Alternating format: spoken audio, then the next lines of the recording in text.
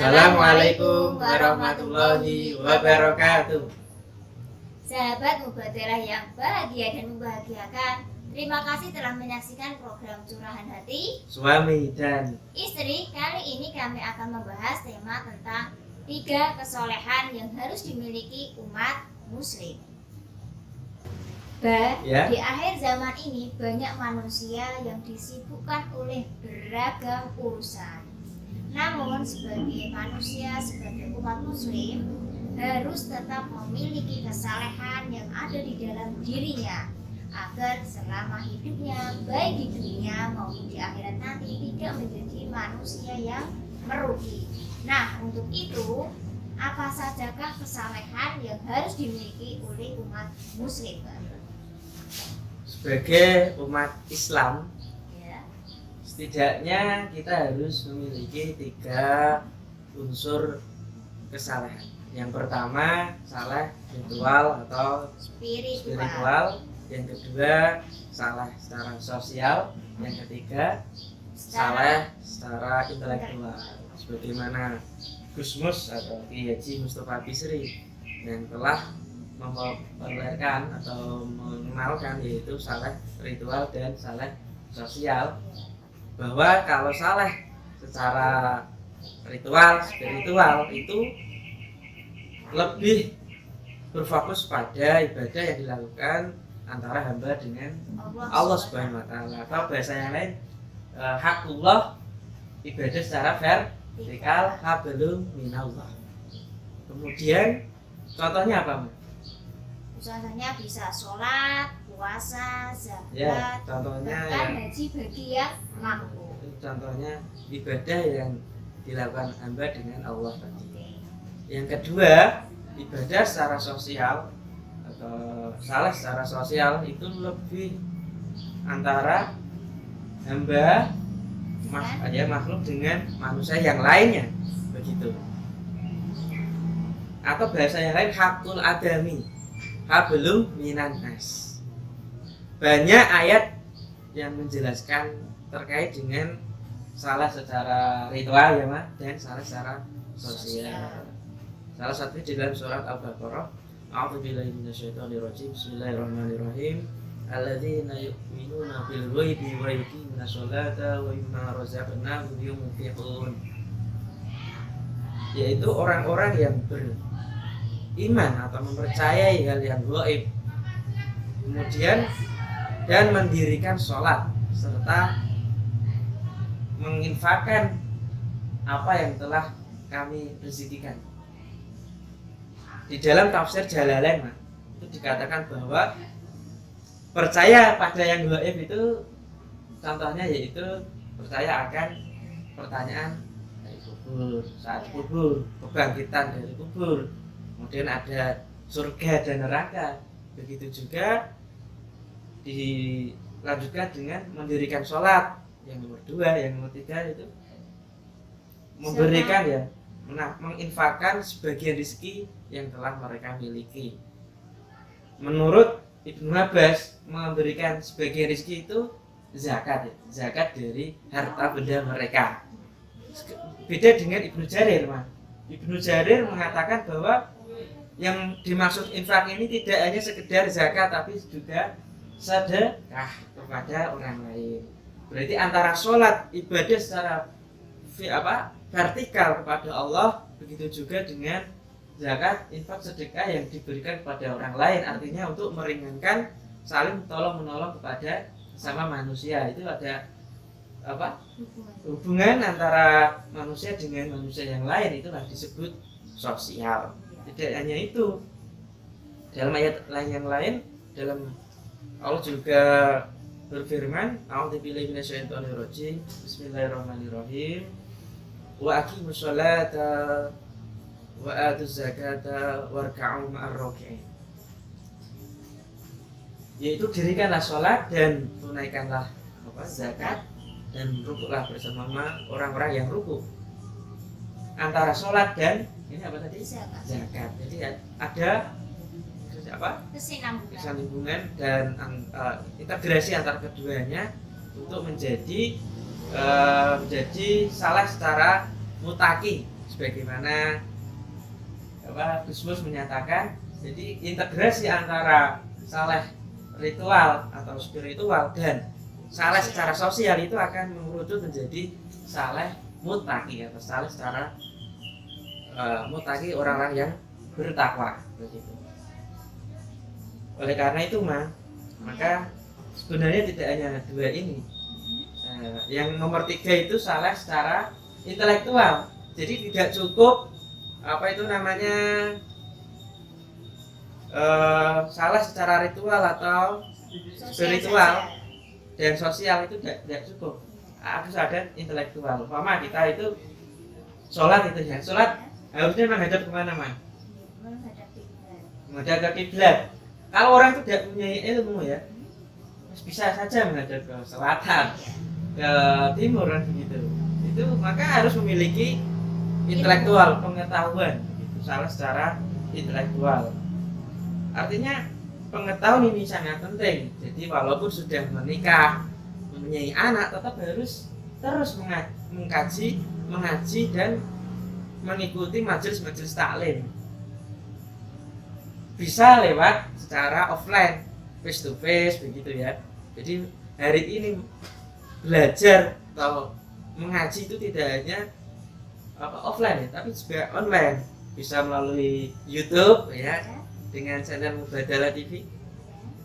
Kemudian melalui Facebook, Twitter. Tapi gini harus ustadz atau dengan kiai yang jelas ilmunya, yang jelas sanad keilmuannya begitu. Dia ustadz yang mendamaikan begitu, atau kiai yang santun gitu, yang moderat gitu. Ya, ketiga inilah yang harus dimiliki setiap muslim, sehingga apa yang ia lakukan itu nanti pasti juga akan dimintai tanggung jawab kelak di akhirat begitu. Jadi antara saleh secara ritual, spiritual, saleh secara sosial ya, kemudian yang ketiga saleh secara intelektual, itu harus menjadi satu kesatuan yang tidak bisa terpisahkan, dan itu harus kita miliki untuk kebaikan kehidupan yang lebih baik dari demi hari begitu. Tadi Bapak menjelaskan bahwa di dalam diri manusia atau di dalam diri muslim harus memiliki tiga kesalehan di dalam dirinya, yaitu kesalehan secara spiritual, secara sosial dan intelektual. Nah, misalkan di dalam diri manusia mempunyai kecenderungan dalam salah satu kesalehan dari ketiga hal tersebut, misalkan lebih cenderung ke kesalehan secara spiritual, itu bagaimana Pak? Ya, saya pernah mendengar dan memperhatikan dari perkataan Profesor Dr. Komarudin Hidayat yang pernah menjabat sebagai Rektor UIN Jakarta, Syarif Hidayatullah. Dia mengatakan bahwa agama itu adalah simbol dan makna simbol. Simbol agama itu ya sholat, zakat, puasa. Itu ditamsilkan, diibaratkan sebagai sangkarnya, dan esensi atau hakikat dari simbol-simbol agama, puasa dan sebagainya tadi itu dia barat burungnya. Jadi banyak hari ini orang itu hanya ngelus-ngelus, hanya memandikan, hanya membersihkan sangkarnya saja tanpa memperhatikan burungnya, sehingga kadang burungnya ini akan mati, tidak dirawat, tidak dibersihkan dengan baik. Begitu juga pernah ada pada zaman Rasulullah Shallallahu Alaihi Wasallam, yang mana ada sahabat bertanya kepada Rasulullah, "Wahai Rasulullah, ada seorang wanita yang ibadahnya baik, ya sholat, ya puasa, kemudian ya zakat, dan beribadah kebaikan yang lainnya. Hanya saja dia sering menyakiti tetangganya. Lalu sahabat tadi bertanya, bagaimana dia Rasul? Apakah dia akan masuk surga? Tidak. Dia tidak akan masuk surga. Dia akan masuk ke neraka. Jadi dari sini kita tahu tidak cukup sekedar ibadah mahdhah secara vertikal, tapi juga secara sosial, yaitu bagaimana dia menjaga hubungan dengan keluarga atau dengan masyarakatnya begitu, Mas. Kemudian ada lagi sahabat bertanya, wahai Rasul, ada seorang wanita yang bukan ahli ibadah, ibadahnya biasa. Dia hanya dalam hadis itu hanya sedekah sepotong kue keju gitu ya. Kemudian dia tidak pernah menyakiti tetangganya. Apa jawab Rasul? Dia adalah orang yang baik, ahli surga. Jadi harus ada kesinambungan dan integrasi antara salah secara ritual dan salah secara sosial begitu. Bahkan dalam hadis terkait dengan sosial ini banyak sekali. Nah, yang pertama la yadkhulul jannata man la ya'manu jaruhu bawa'iqah. Tidak akan masuk surga, yaitu orang yang tetangganya itu tidak aman dari kejahatan-kejahatannya. Artinya kalau kita selalu nyakiti ya, gibah, kemudian sampai menyakiti hati tetangga itu tidak akan masuk surga. Artinya sikap sosial kita itu perlu sekali untuk dipraktikkan dalam kehidupan yang nyata. Nah, misalkan seperti ini, kita kan tidak hanya fokus terhadap diri sendiri, tapi kan juga harus fokus terhadap lingkungan sekitar. Ketika di dalam keluarga, pastinya kita juga dituntut tanggung jawab terhadap keluarga, tapi juga kita mempunyai tanggung jawab terhadap tempat kerja kita. Nah, untuk itu lebih memilih yang manakah? Apakah kita harus memilih salah satu dan mengabaikan yang lain, atau ada yang harus diseimbangkan? Karena saya juga pernah mendengar Gus Bah itu ya, utamakanlah keluargamu dan keluargamu baru orang lain. Dalam hal ini banyak kenyataan di lapangan bahwa manusia itu takut terhadap pekerjaannya. Misalkan nanti takut terlambat, kemudian nanti dikeluarkan atau bagaimana, padahal dalam suatu peristiwa ini keluarganya saat itu sedang membutuhkan keberadaannya. Bagaimana kamu menyikapinya, Pak? Ya sebenarnya di dalam salah secara sosial itu ada salah secara profesional. Artinya ketika dia bekerja, apalagi punya jabatan, dia harus pandai untuk membagi-bagi waktu dan melihat prioritas yang mana gitu. Artinya keduanya antara keluarga dan jabatan pekerjaan itu harus seimbang. Jadi ya keluarga penting, kalau dia punya pekerjaan yang penting. Artinya kemudian tidak hanya melulu keluarga. Ibaratnya ketika ada piknik keluarga, padahal saat itu ada pekerjaan di kantor yang harus dia kerjakan, apakah dia harus memilih keluarga? Kan enggak, dia harus memilih kantor, meninggalkan piknik keluarga, yang mana piknik keluarga ini bisa dia alihkan ke hari libur kantor gitu, Mas. Jadi keduanya harus seimbang gitu, tidak pilih-pilih gitu ya, tinggal memilih prioritas dan kebutuhan urgent yang mana gitu. Sebenarnya gini, Mas, sebenarnya agama ini lebih banyak mengarahkan kepada ibadah secara sosial, Mas. Banyak hadis yang berkaitan dengan ini. Pernah Abu Dzar itu diperintahkan Nabi untuk banyak ketika memasak sahur itu harus diperbanyak kuahnya dan diberikan kepada tetangganya begitu, Mas.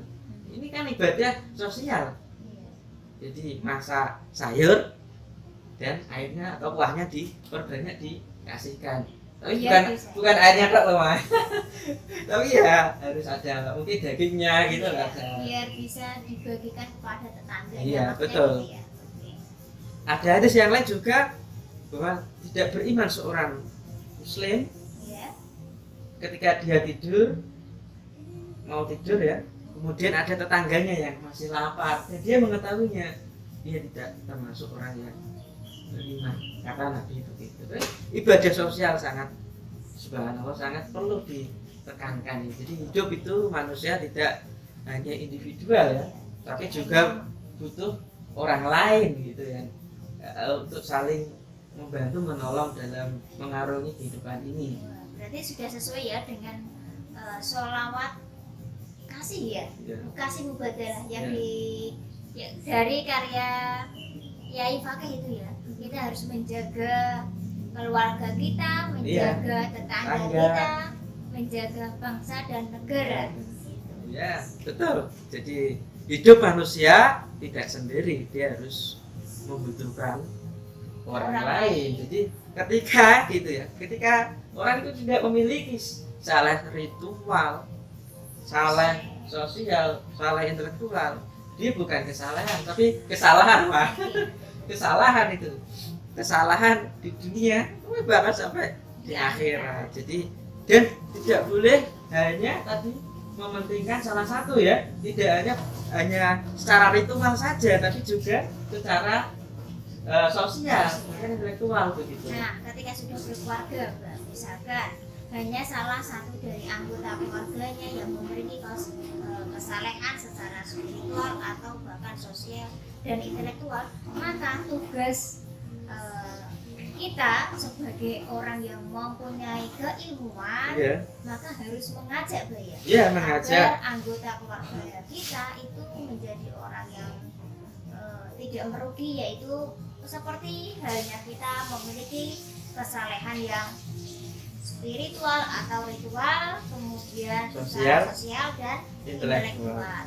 Iya, harus mengajari, mendidik dan mengajak, tidak hanya itu, mempraktekkan sih. Sahabat Mubadalah yang bahagia dan membahagiakan, terima kasih telah menyaksikan program Curahan Hati Suami dan Istri di episode ketiga. Semoga menjadi muslim yang saleh secara spiritual, secara sosial dan intelektual. Wassalamualaikum warahmatullahi wabarakatuh.